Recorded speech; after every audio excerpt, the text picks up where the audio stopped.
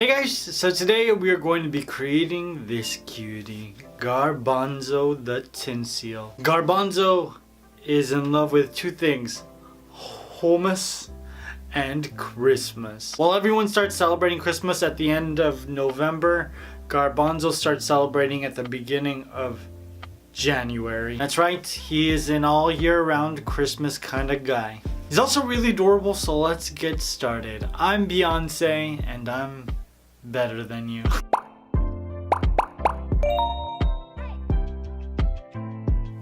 Beyonce's better than everybody. I aspire to be just like her someday, eventually. Oh, I don't work as hard. Now, Garbanzo is a tin seal that loves Christmas, and throughout this video I'm going to be giving you some facts about other famous tin seals. Now, to create this cake, I'm using my PVC pipe stand system. I drilled a hole into the middle of a 12-inch cake board, and using some hot glue, I glued a PVC pipe into the middle. And once the glue had hardened, I started to stack my cakes to create Garbanzo. Did you know that tin seals are the color blue because they like to drink blue milk, which is blueberries that are steeped in milk and then mixed with sugar? Wow, is that a thing? I'm drinking that tonight. Now, to create this tin seal's body, I'm using 3 different cake sizes. I'm just plunging the PVC pipe into the middle of my cake. I'm gonna add buttercream in between each layer of cake and just smoothen it out with my offset spatula. I'm gonna add another layer of cake, and the first 3 layers of cake are all 6-inch round cakes.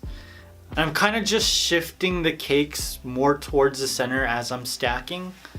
So after the 6-inch cakes, I added a 4-inch round cake. I didn't want to stack these cakes straight up. I wanted there to be like a slope, almost like the shape of like a crescent moon, or the top of a crescent moon.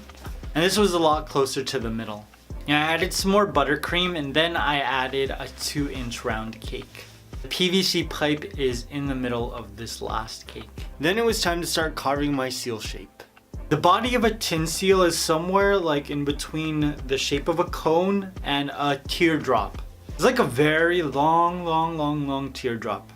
It's like when you're sitting at home a week after Thanksgiving and you're just thinking about how many days of turkey and stuffing you put yourself through. It's like one of those tears.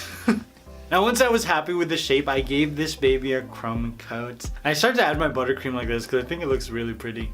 I just smoothened it out and flattened it with my offset spatula to seal in all the crumbs on this layer of buttercream. It's really important because there isn't a second layer of buttercream and I don't want any of the crumbs to like be stuck to the side of my fondant.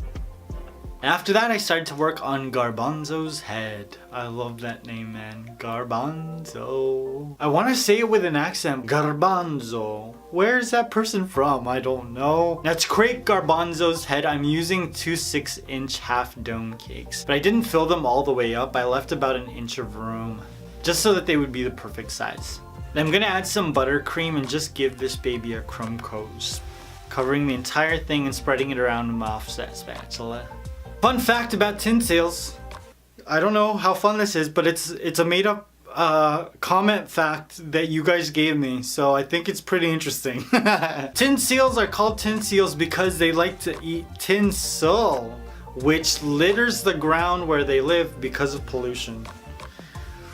Sad, very and interesting, and also very fun. To make sure that I keep this sort of rounded shape, I'm adding on a piece of saran wrap and then placing it in the cake pan so that the bottom of the face stays round. Adding some buttercream into the middle and then placing on the other half of the dome cake.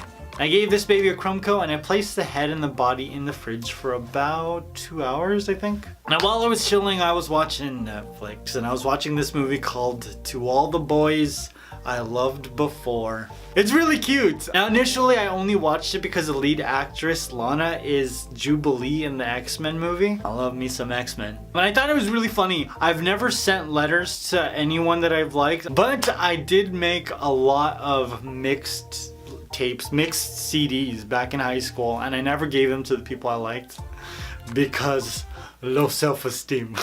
If you haven't seen it, go watch it, and if you have, what do you think about it? Let me know in the comments below. Now let's get back to the cake. Once my cake was done chilling, I put on a black glove because the regular gloves look weird on camera. Right? Look, it looks like I'm gonna perform a surgery or I'm gonna do some work in your mouth. But what do you guys prefer? Do you prefer the surgical glove or the glove that looks like I'm gonna go like burglarize a Tony Roma's? I wet my glove with a little bit of water and I just ran my hands over the entire cake. I just wanted to make sure that the buttercream underneath my fondant was completely smooth. Did you know that in 1992 a tin seal named Demetrius became the first AMSARist to win an Academy Award? Congratulations. Another fun fact about Demetrius, he went to jail later that year for being a serial killer. Congratulations. After that, I cut away the PVC pipe at the top of my cake and I also cut my 2 fingers. Can you see? I'm wearing band-aids and I think that's kind of gross. Nobody ate this cake, so it doesn't even matter. Now I'm wrapping some blue fondant around the tip of my seal. I mean, the shape was nice, but I think it needed to be thicker. That's what I'm gonna cover my entire cake with a single piece of that colored fondant. Oh, I like it. It's a Life Force Blue. Yeah, boy. That's a good name. Bear. Yo. Bear Paints, you guys are working hard over there, huh? Now I'm wrapping my cake from front to back and I'm placing the seam of the fondant at the back of my cake. And I just smoothened it out with my hands and used some fondant tools to push it into the bottom of my cake. Now Demetrius wasn't the only tin seal to go to jail. In 1855, Skyla, another tin seal, murdered her brother. Wow, so many murders. These seals are too cute. And they're apparently psychopaths. This comment's funny, but it's inappropriate, so I'm not gonna read it. Now there is a long seam at the back of the cake, and to cover it, I'm adding a triangle of light blue fondant. It's like 1 shade lighter than the rest of the body. And I'm just placing it on the back because I wanted his belly and the bottom of the seal to be a different color. Not really, but I needed to cover this seam somehow. For Garbanzo's head, I realized that it wasn't completely round, so I had to cut a little bit of the top off so they could be more of an oval shape. Gave it another crumb coat and then covered it with the same color fondant as the body. Life Force Blue. This name is giving me life. Now there was a huge mess at the bottom of this cake. I hate sphere cakes, they're so stupid. I just cut away the mess with a pair of scissors. And you're not gonna see the back of this because it's gonna be pressed against Garbanzo's body. And I started to do a little bit of work on his face. I added a little bit of magic sauce to the center of his face. And then added a D-shaped piece of maroon fondant to create the inside of his mouth. And I'm adding a pebble shape of blue fondant to get his snout. And using some fondant tools, I just separated the right and the left side of his snout. And on went some black fondant to create his nose. I wanted to make sure that his eyes had a little bit of depth. So I'm using a ball fondant tool and just pushing down the areas where his eyes are gonna be. Now my cake was getting really soft, so I placed it back into the fridge and I started to work on his paws and his back flippers. Now to create Garbanzo's arms, I rolled out some blue fondant into a log shape and I just made it thick on one side to create his paws. I'm just using a paring knife to cut a separation for each of his paws, toes, fingers, patogers. They're not toes, so pongers. Went over them with a soft fondant tool just so I could soften up my knife marks. After that, I repeated that process with the other arm. To create his back fins, I made some templates and I just placed them on top and cut out the shape with my paring knife. I'm using a lighter shade of the Life Force Blue fondant and I just added some CMC to the fondant so that it would get extremely hard. The harder it gets, the easier it is to work with, that's what. Now in between each of the fins, I brushed on some edible glue and then placed in a dowel so I could plunge it into the PVC pipe when it's time to put it in the cake. Just makes everything super simple. I covered the dowel with a second piece of the fin and then I just placed it onto a cake board to set up. Now, I didn't want this to be completely flat. I wanted there to be this illusion of movement. So I scrunched up some pieces of parchment paper and just placed them underneath the fondant. I repeated this with a second piece of fondant and I just let it set for about a day. Then it was time to assemble Garbanzo. Now his body was a little too round, so I cut a little bit of the cake off at the front.